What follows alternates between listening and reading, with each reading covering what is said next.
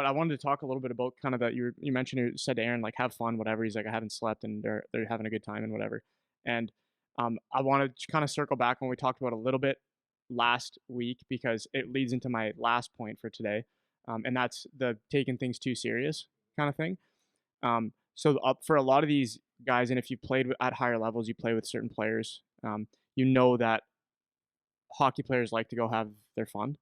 They like to go have their good time. That's why there's the rookie parties. That's why there's the team parties. That's why they do this. I don't want to say sneak around, but they find ways to pick their spots to have fun during the hockey season. And anyone who thinks like that doesn't happen, like, come on, man. So again, I want to circle back to that too serious thing on here. You have the most elite of the elite guys. I get the season's over. I get all that, but even we've talked to guys like Dalton Prout or whatever, and it's like sometimes during the year you just need a day off to go and let loose for a bit. Another example was I remember talking to him about Boone Jenner, and they were talking about getting whoop straps for the team and having their strength coach or whoever monitor their data because you can do like whoop groups and whatever. And the players were like, I don't want to do that because it's almost like an invasion of privacy a little Yeah, bit, yeah, yeah. which I understand that angle. So if you're kind of voluntarily doing it where it's like, I want you to see what I'm up to and whatever, but when it's in a professional setting now where there's contracts and there's money on the line and whatever, and you can have someone say, oh, well, Doesn't sleep. how come your recovery, how come you only slept this long? How this. And it's because there's still an element even at that level where things can't be 100% serious 100% of the time. So I kind of wanted to circle back on that a little bit because here you have an example, obviously in the extreme where they win the Stanley Cup and they're going to go have fun. But even throughout the year, talking to guys like Dalton, talking about Boone Jenner and these guys that are these examples of it's not a prison, man. We can't be robots. We're still humans. We still have all the same desires and wants as every other person.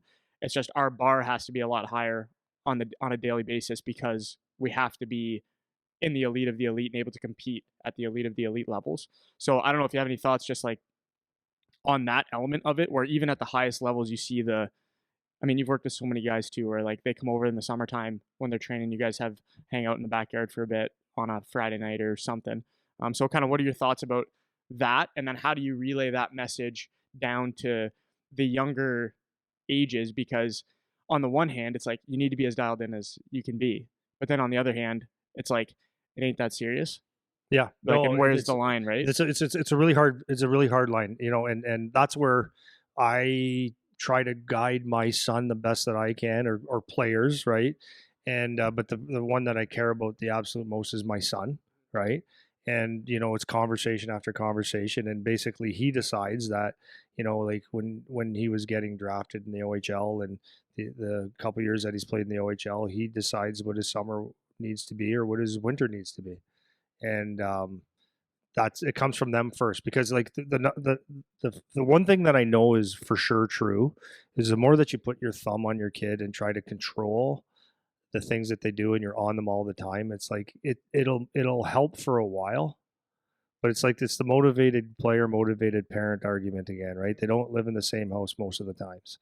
So like I think as parents, your best thing is to guide them into making decisions, have healthy conversations. Like my thing with my kid was always like, okay, so I always go back to talking about when you're young too, you want to experience life, right? You want to experience life, you want to go to the Friday night party, the Friday night dance, and all those kinds of things, and it's important that you do certain things, but then there's a fine line of like when is enough.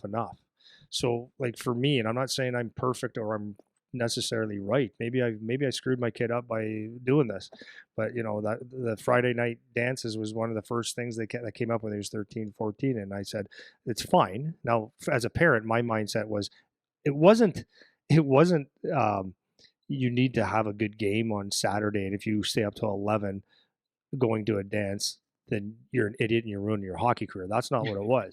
No, I'm being honest, like because it could come across like that, right? What it was is I was trying to get my son to think, because he said like for one thing, I knew that he wasn't a scholar. I knew he didn't want to be good in school. I knew that, like, no matter what we did, that was a fight.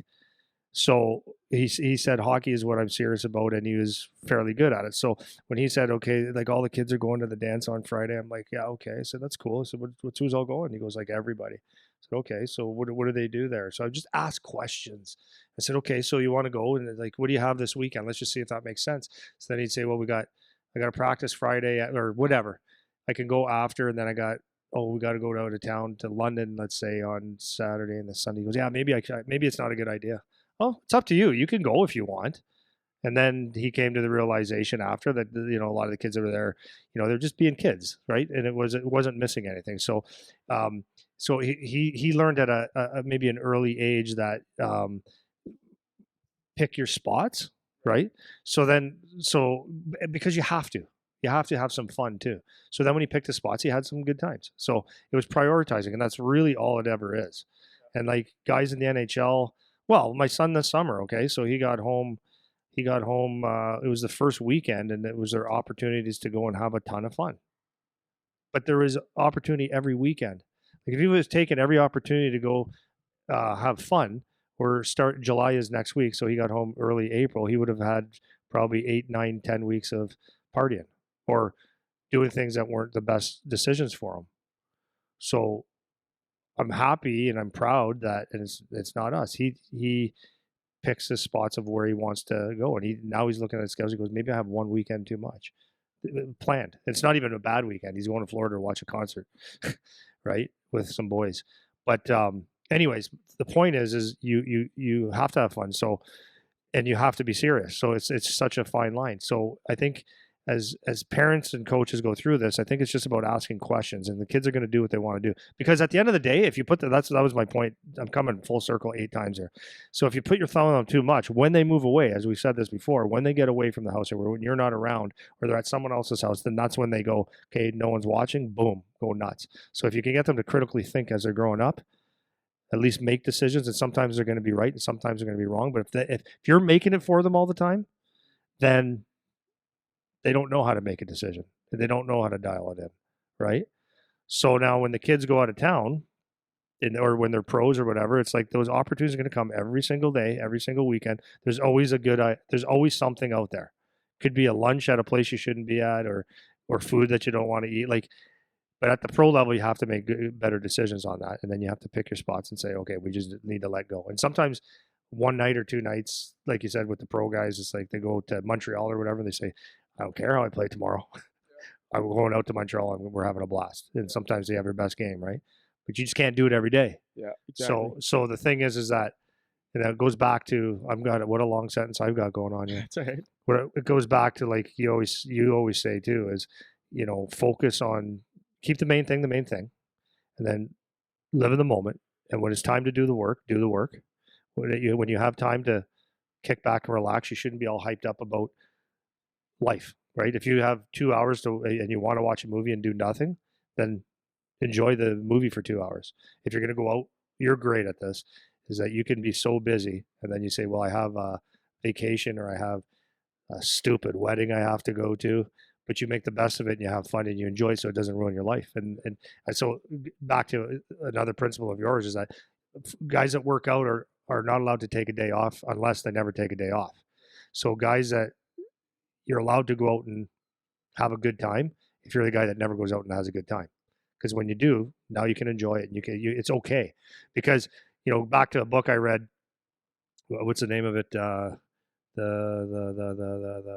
Edge, something Edge. The slight edge. The Slight Edge talks about when you have habits that are negative or positive, they don't show up right away, right? So if you're that hockey player that and this is the thing is this is where you can fool yourself early, right? Like if you're the guy that maybe your first year you get away from home or you just skip workouts, like pick one thing. You skip workouts, okay? So you start working out, but then you just start skipping your workouts. You skip one, you skip two, or you work out like half-assed. Like the first week, nobody knows. And if you do the opposite, you work your balls off and eat right to a T, and don't touch a drip of alcohol or any sugar or anything like that, no one will tell in the first week. And probably in the first month, you'll have just little bit, you could tell a little Yeah, a bit, little bit. Yeah. but it's the long term where it'll hit you like a ton of bricks. All of a sudden, that kid that is disciplined, focused, you see these results that are off the charts. A good example of that would be Jet Lachenko last year, from going in from his first year of junior, being a good player, but dialing it in the gym and coming back like thicker, stronger, faster, better, focused, man. Right? Did the work. Whereas you see other guys that just plodded along and they stay the same, and it's just that simple. So if you want to go out and be piss around all the time, then piss around catches up to you quicker than you think. And the Zach Hymans of the world that dial in and just continue to get better. Period. So, but the thing is you're serious. You're dialed in is more than, I would say, be dialed in more than serious. Have fun when you're allowed to have fun, because there's only so many times in a day where you could work out, right? But it's like